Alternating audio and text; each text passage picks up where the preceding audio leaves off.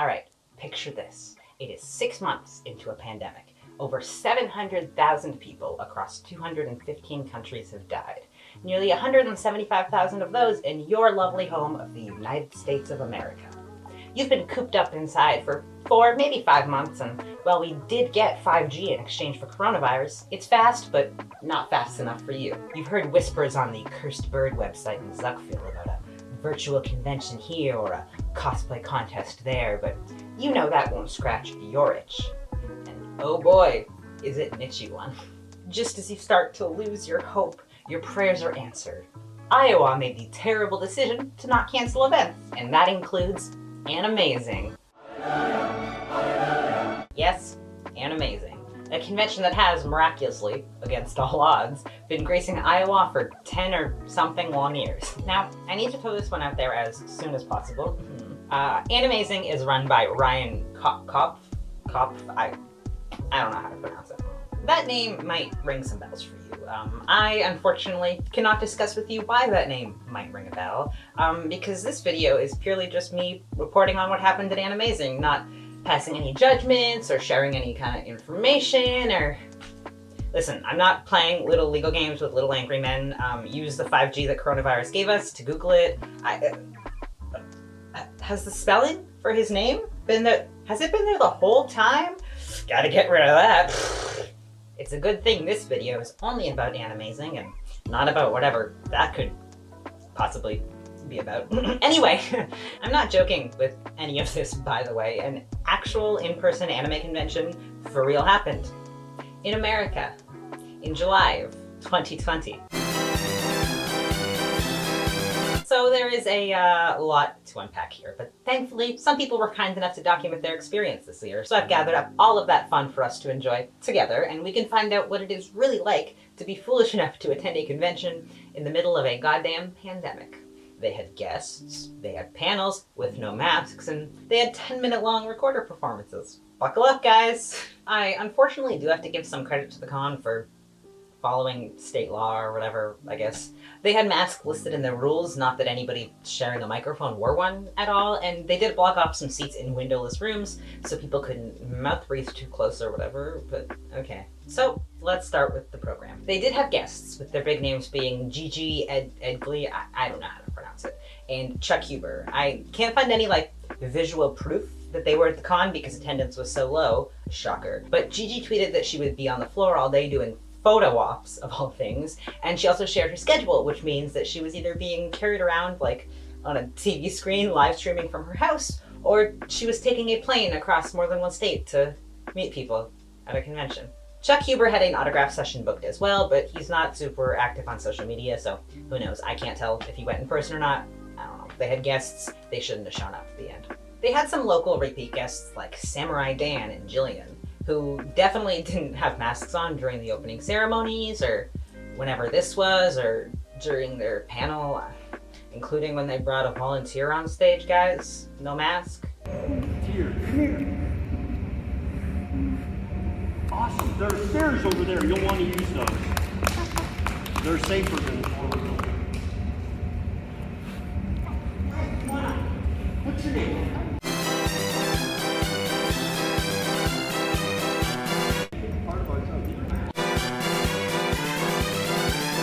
Now, there was a full schedule of panels, but not much info on how many actually happened. I did find footage of their blind dating though.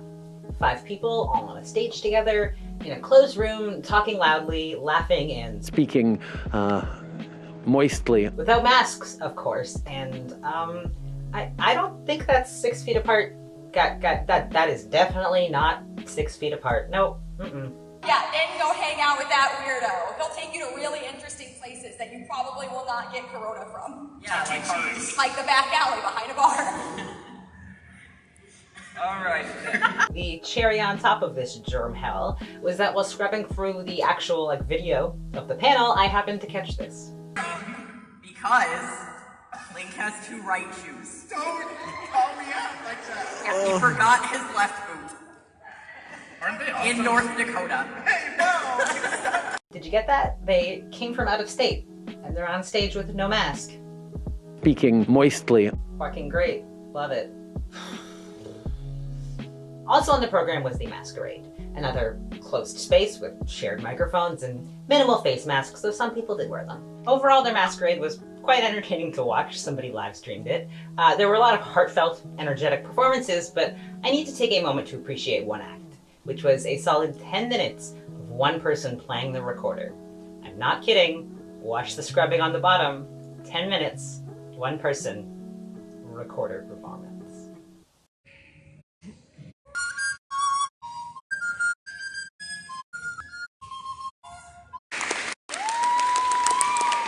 And while I appreciate his use of a face mask, the thing I appreciate even more than that is that part of those 10 minutes include a rendition of the 1999 Christina Aguilera hit, Genie in a Bottle. I'm not joking.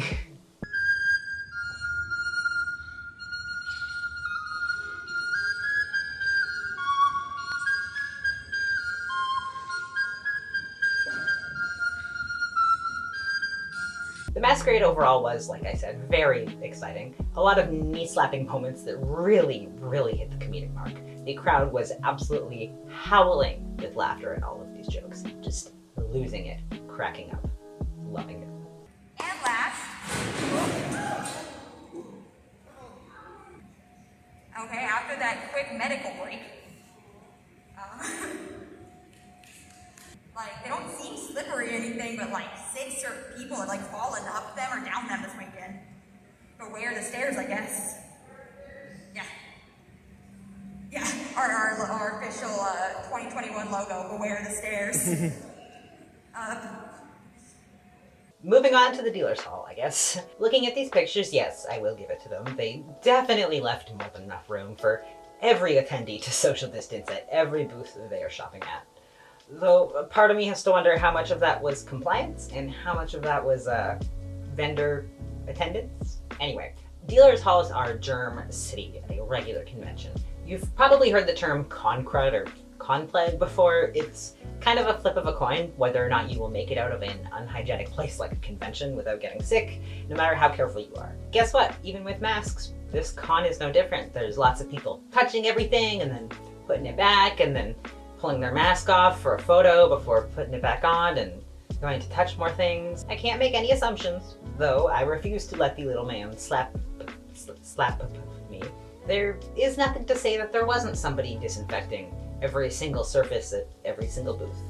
There's definitely nothing that leads me to believe that proper sanitization was followed, but there's nothing that proved that it wasn't, you know? Anyway, let's take a second look at this clip of the arcade room, which is filled with games that everybody uses their hands on, and I don't know, maybe I'm blind, but I don't see a single cleaning station in sight. But, you know, can't see the whole room, make your own judgments, whatever. Don't fucking sue me. Anyway, no state law or common sense can keep leaves apart for very long, and in the end we will always devolve into our one true feral state. Dancing and singing in big circles in public spaces.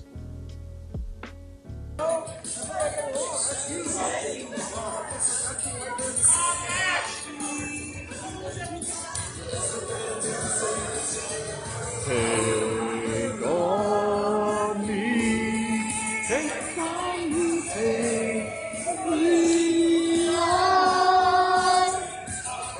Epic social distance win, guys. Real gamer moment. On their website, And Amazing boasts an experience that they call Con Suite. That's a space where they offer unlimited soda and ramen noodles and rice and snacks and whatever else. It's on their site right now, and it was also on their site during the con when I went to go look, but by the looks of it, they didn't go through with it. Who knows if that was like a blip of common sense or if that was forced by the con center, but either way, good call. Very stressful to think that they could have gone through with it though. Like, I don't know, I just kind of find it hard to believe that they canceled it in advance of their own free will without announcing it to anybody, you know? So, from what I could find, that wraps up the con. Weekend tickets only ran $15, which, I mean, isn't bad for the experience. That's what, like, I don't know, 2, maybe 3 seconds on a ventilator, right? If you want to see more photos from the event or watch the live stream that I pulled the footage from or just enjoy the absolutely hilarious comment section, there's a public album on Facebook that I will link to in the description down there. There's some really concerning justifications for why people should attend any con in a pandemic, but the memes are 10 times more important. They're just Like I have said 100 times in this video, you are free to make your own judgments on the con and the vendors and the guests who all chose money over safety. I'm just here to report how the con went and what it was like. Nothing more. Your own judgments. Psych! You all know I don't know how to shut up. Come on. I don't understand why anybody would be stupid enough to attend this. If you did go, you are selfish, and you should honestly be ashamed of the fact that you chose to put a dinky, pathetic anime gathering over the health and safety of your entire community. Not to mention all of the poor convention center employees who had no choice but to be around you. There is more than one virtual con that has cosplay contests and virtual guests and online artist alleys even, specifically for people who rely on conventions for their income. And guess what? It is 2020. You can have all of your friends on a fucking Discord call for your dumb speed dating jokes or your frozen karaoke. COVID is real, and asymptomatic carriers are very real, especially among young people, and I desperately hope that none of you guys got any innocent person sick, whether it be on that 2-hour drive or that multi-state flight from LA. Absolutely nobody deserves to get sick at all, because some people just had to go to some shitty anime convention. Is it really worth it at all? Anyway, that's all for today. I just kind of had to get that out there. That came across my feed and I was just blown away, absolutely blown away. BC is doing so much better than anywhere in America, and I wouldn't dare go to any convention at all right now. It's insane. I know that like 2 or 3 people are still waiting for that Promised Neverland video that Jeff mentioned, and it is coming soon. I don't want to look back on it and be disappointed in it. I already looked back on IBM and Galco, and I'm like, and that sucks because those series were really important to me. Yeah, so I kind of want to take my time a little bit with Promised Neverland. I need a tiny bit more time because, yeah, I don't know. I don't want to look back on it and be like, damn, I wish I did that better. So thank you guys for being patient, and I really, really, really look forward to just losing it about all of that. But GG tweet. I don't know what that was. Thank you, Karo. There's nothing to find over there.